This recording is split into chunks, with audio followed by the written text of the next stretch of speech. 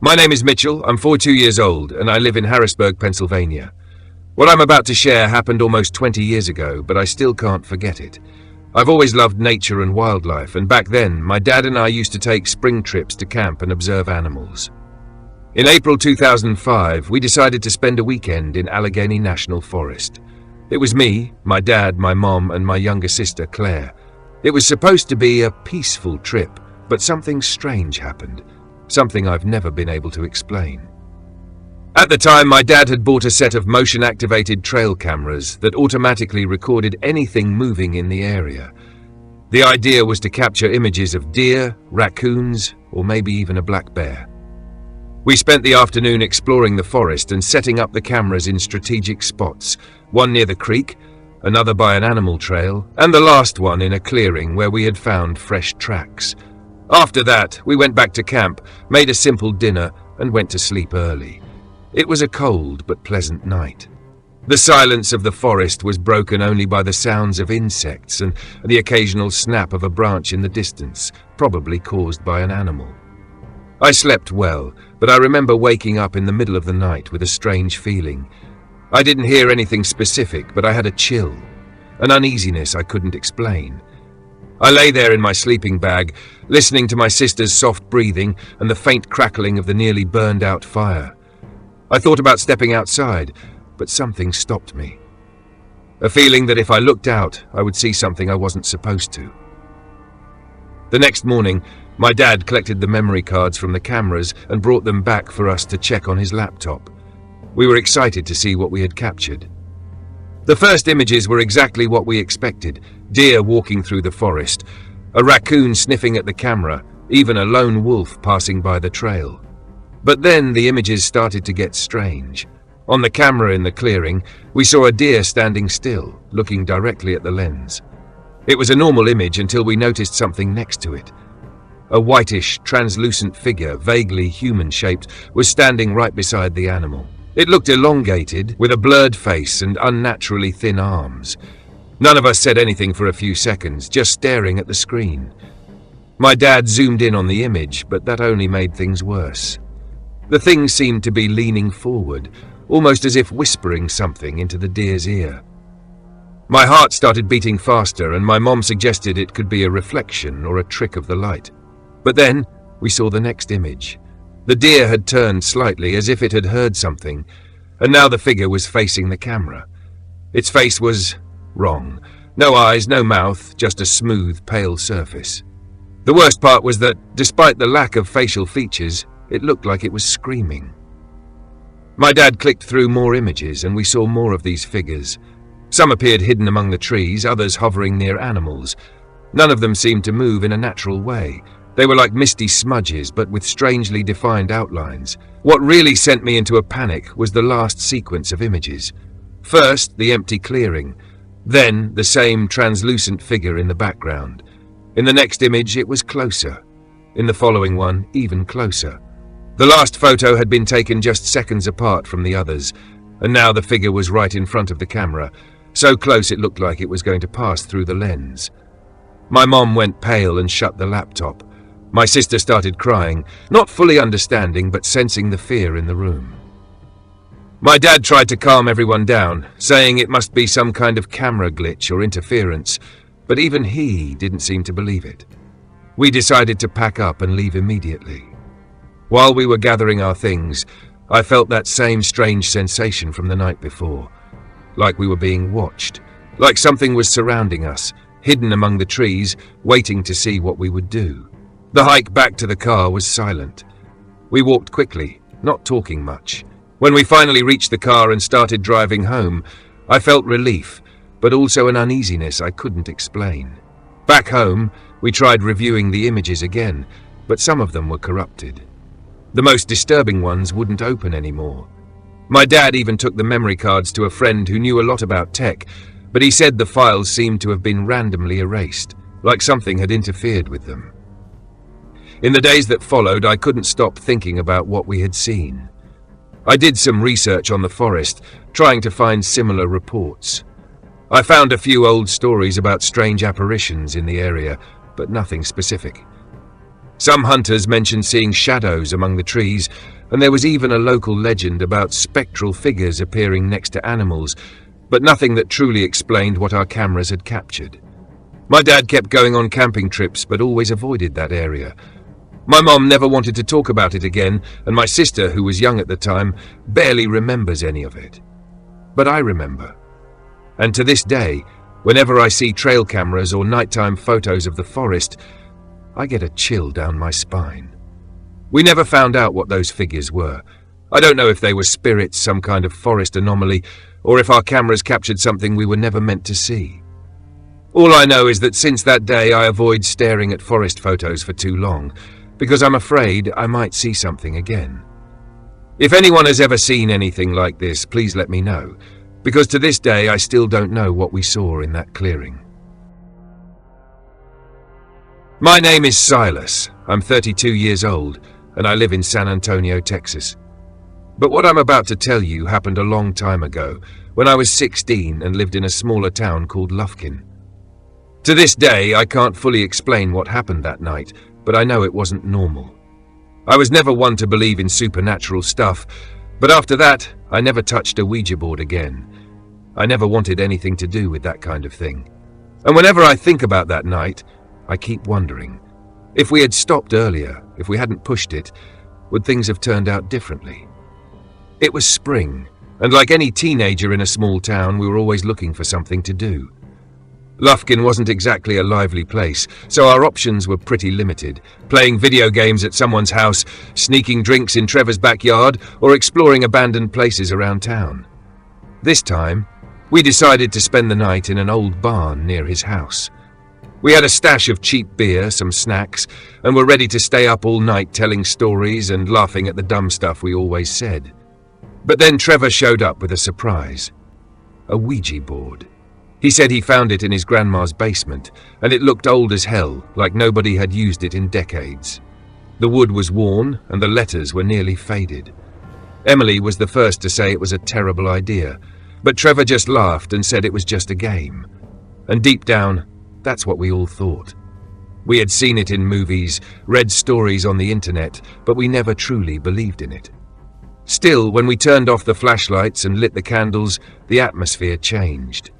The barn, which had just felt like an old forgotten place, suddenly felt off.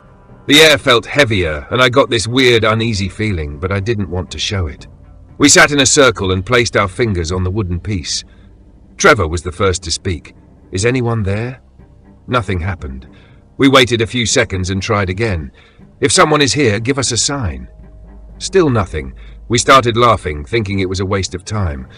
But then out of nowhere, the piece started moving. Slowly at first, then faster. We all looked at each other, trying to figure out who was pushing it, but no one seemed to be forcing it. Trevor took his hands off, and it kept moving. The letters spelled out C-O-L-E. Emily asked, "Who are you?" And the answer came almost immediately, "Trapped." That gave me chills, but no one wanted to stop.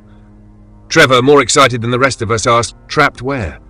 The answer took a moment, but then it came, "He took me." The silence in the room was suffocating. I looked at Mason, who had been way too quiet. He was always the most skeptical one, the guy who laughed at anything supernatural, but at that moment he was sweating. "You okay?" I asked. He blinked a few times and said he had a headache, that the air felt weird. I was starting to think we should stop, but Trevor insisted we keep going. "Who took you?" he asked. This time the piece didn't move. We waited, but nothing happened. Then, out of nowhere, Mason let out this strange groan and grabbed his head. "Are you okay?" Emily asked, touching his shoulder. He smacked her hand away with a sharp movement and suddenly stood up, knocking over his chair. He looked at us like he didn't recognize us. His stare was wrong. His pupils seemed larger than they should be. He opened his mouth like he was about to say something, but all that came out was this weird sound, like he was trying to speak and choking at the same time. "Mason?" Jared tried to grab him, but Mason shoved him with shocking strength and ran out of the barn. We ran after him, but he disappeared into the woods. We kept yelling his name, running in different directions in the dark. When we finally found him, he was standing in the middle of a field, staring at the sky. His body was stiff, arms hanging loosely at his sides. When he saw us, he smiled, but it wasn't a normal smile. Something was wrong with it. We took him back to Trevor's house because we thought maybe he drank something bad, but he didn't seem drunk. Just different. He wasn't making sense, just mumbling weird things. Then he started getting aggressive. Jared tried to hold him, but Mason kicked his leg out from under him and shoved Emily into the wall. His eyes looked too dark, like they had lost any light in them. Trevor's mom heard the commotion and ran downstairs, shocked by what she saw. She told us to leave and called Mason's parents. The next day, Mason was taken to the hospital. They said he had some kind of breakdown and had to be sedated. But when we visited him, it wasn't him in that bed. He looked at us like we were complete strangers. Trevor asked if he remembered anything, and he just smiled and said, "I'm not Mason." After that, we never talked about that night again. Mason moved away a few weeks later, and no one ever heard from him again. I tried to research Cole, tried to find anything that could explain what had happened that night. I searched old newspapers, asked some of the older folks in town, but I found nothing. No story about a Cole who went missing or died in that area. To this day, I don't know what happened. If it was real, if it was some messed up joke, or if our minds played tricks on us. But one thing I know for sure, I never touched a Ouija board again. My name is Garrett Holloway. I'm 42 years old, and I currently live in Albany, New York. What I'm about to tell you happened when I was 12, in the spring of 1994, when my family moved into a house in Amityville. To this day, I still don't know how to explain what we experienced there, but it was the kind of thing you spend your whole life trying to forget, without success. My parents were never superstitious. My dad was a practical real estate agent, and my mom, a nurse, always had a rational way of looking at things. When we found that house for a price well below market value, it felt like we had won the lottery.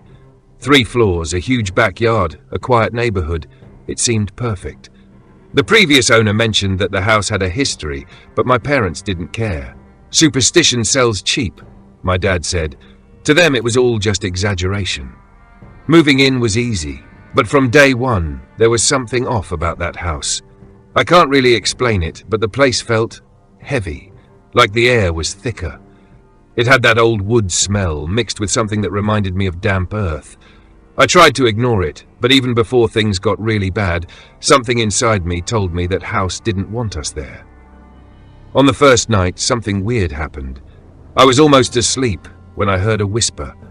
I couldn't make out what it was saying, but it sounded like it was coming from the hallway. Like any kid, I assumed it was my sister playing a prank and ignored it. But then I heard it again. This time it was closer, a low, continuous sound, like someone talking to themselves. I hid under the covers until I finally fell asleep. The next morning, Lily mentioned at breakfast that she heard someone calling. We asked our parents, but they said it was just the house settling, creaking because of the old wood. But as the days went by, it got harder to ignore. The voices kept coming back at night, low, like they were having a conversation, but we could never understand what they were saying. One night, I woke up feeling an eerie cold in my room, like the window was open, but it was locked. When I turned to the side, I saw a shadow in the corner of the room, near the closet. My heart pounded. I wanted to believe it was just a trick of the light, but it didn't move, didn't change shape. I stayed frozen until sunrise, when I finally got the courage to run to my parents' room. My dad came back with me, and of course, nothing was there.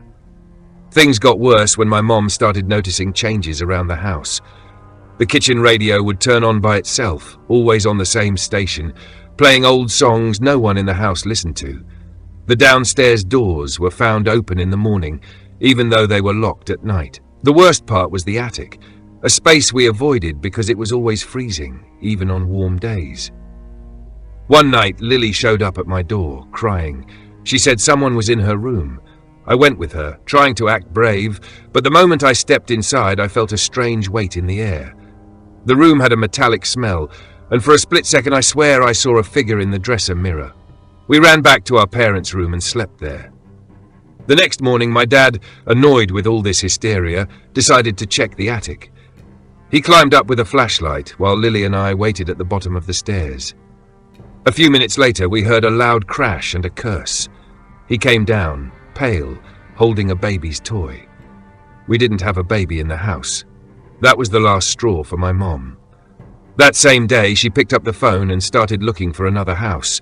But before we could move, something happened that still sends chills down my spine when I think about it.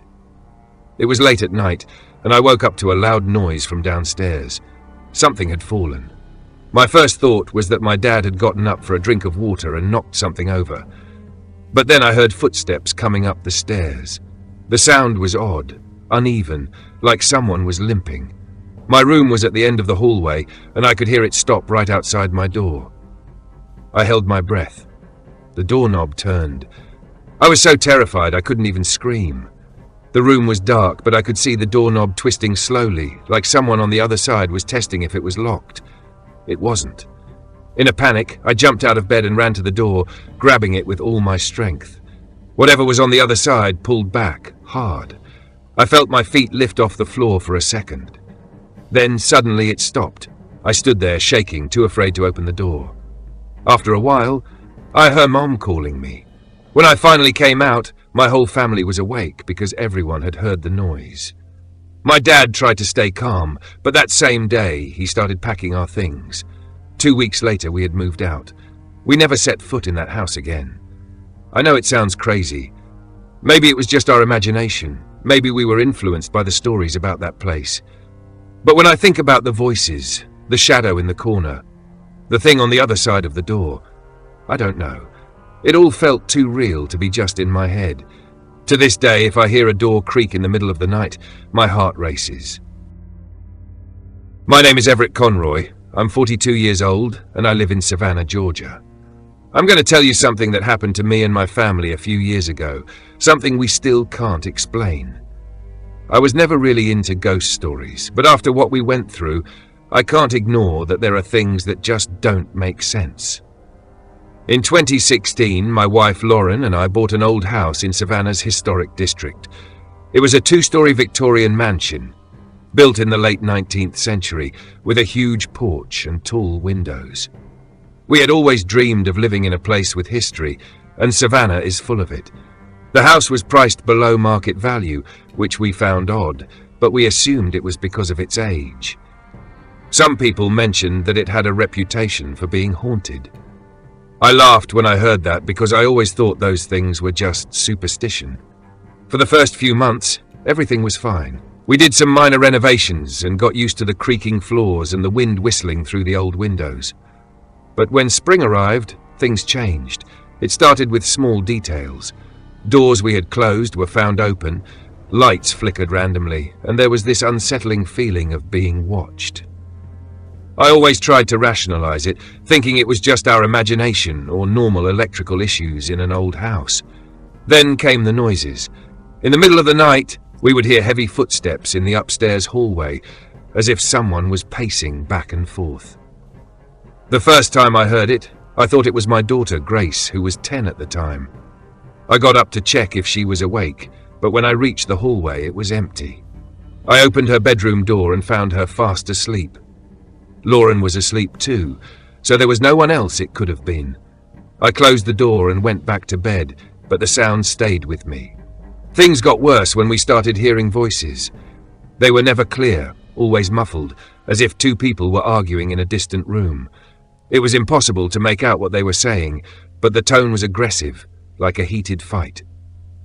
More than once, I woke up in the middle of the night to that sound coming from the hallway. When I got up to check, the moment I stepped out, everything went silent. One night, Lauren woke up with me and said she had heard it too. We walked into the hallway together, but again, nothing. The worst moment happened in April. Grace was playing in the backyard when she ran inside, pale and shaking. She said she saw a man staring at her from the second-floor window. I ran inside, searched every room, looked under the beds, inside the closets. Nothing. Every door and window was locked. I asked her what he looked like, and she said she only saw a shadow but was sure someone was there. That sent a chill down my spine because our house had no nearby neighbors and no one could have entered without us noticing. That same week, Lauren and I were watching TV when we heard a loud bang from upstairs. It sounded like one of the doors had slammed shut with force. I ran upstairs and found our bedroom door wide open, hitting the wall as if someone had thrown it open. The strange thing was, I clearly remembered closing it earlier. I shut it again, tested the handle, and went to bed with a heavy feeling in my chest. The next morning, we found deep scratches on our bedroom door. They looked like claw marks, too long to be human. I called a contractor, thinking maybe there was some structural issue causing the doors to open on their own. He did a full inspection and said there was nothing wrong, that the structure was solid. But before leaving, he asked me something that sent chills through me. "Have you ever researched this house?" That question stuck with me. I spent the night digging through the internet and found out that the house did have a dark history. In 1912, a man named Richard Hale lived there with his wife and children. According to records, there were constant reports of fights between the couple, and neighbors said they heard screaming almost every night. One spring day, Hale simply disappeared. They never found his body, nor any explanation for what happened to him. He just vanished, leaving behind a house full of rumors and whispers. After reading that, I started connecting the dots. The arguments we heard, the doors slamming, the feeling of being watched, it all made sense. I didn't want to admit it, but something in the house seemed trapped there. That night, Lauren and I decided to sleep with our bedroom door locked. In the middle of the night, we heard something different. Instead of the muffled voices, it was a clear sound, very close. It was breathing, heavy and slow, as if someone was standing right outside the door. Lauren gripped my hand tightly. We stayed completely still, listening for what felt like hours. Then, without warning, the doorknob started to turn. My heart pounded. Lauren whispered for me not to open it, but something inside me wanted to put an end to this. I got up slowly, my hands shaking, and turned the key to unlock the door. The moment I opened it, the hallway was empty. No shadow, no sound, just complete, suffocating silence. The next day, we decided to move out. We didn't sell the house right away, but we only returned during the day, avoiding the nights there. Whatever was in that house seemed to gain strength in the spring, and we didn't want to be there to see what would happen if it got worse. Today, the house is still there, occupied by another family. We never had the courage to ask if anything strange happens to them. But every time I drive past it, I get the same feeling I did that spring, like someone is watching, waiting. If you enjoyed the video, don't forget to leave a like to support the community. And if you're not subscribed yet, make sure to subscribe and turn on notifications so you don't miss any new content. See you next time.